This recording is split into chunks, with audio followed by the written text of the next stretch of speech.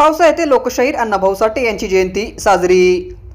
साहित्य सम्राट लोकशाहीर अण्णाभाऊ साठे यांच्या जयंतीनिमित्त औसा शहरामध्ये विविध उपक्रमांचं आयोजन करण्यात आलं होतं।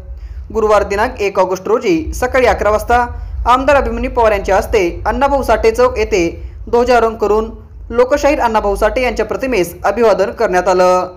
या प्रसंगी माजी खासदार डॉक्टर सुनील गायकवाड, जिल्हा काँग्रेसचे अध्यक्ष श्रीशैल उडगे, माजी सभापती समाज कल्याण ॲडव्होकेट बाबासाहेब गायकवाड, संतोष मुक्ता, सुभाष जाधव, सुनील उडगे, शेख शकील, दत्तोपंत सूर्यवंशी, अजहर हाशमी, हनुमंतराव चट्टे, बंडू कोदरे, जयश्रीताई उडगे, मंजुषाताई कसबे, कल्पनाताई डांगे, सोनाली गुलबे, अंगद कांबळे, जयराज कसबे, राजीव कसबे, लहू कांबळे, विकास नरहरे, पवन कांबळे, नियामत लोहारे, मुन्ना कांबळे, धैर्यशील भोसले यांच्यासह अनेक मान्यवर उपस्थित होते।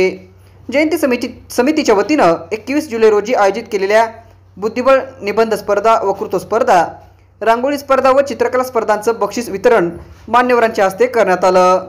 मातंग समाजातील उल्लेखनीय कामगिरी केलेल्या 7 मान्यवरांचा सत्कारही या प्रसंगी करण्यात आला।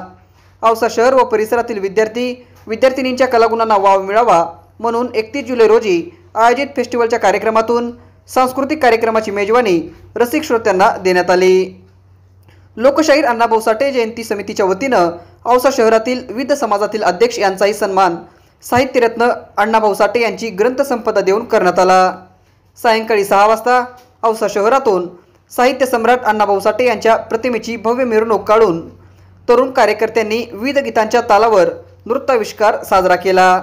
जयंती निमित्त आयोजित शोभायात्रेमध्ये हजारो महिला, पुरुष व तरुण कार्यकर्ते सहभागी झाले होते।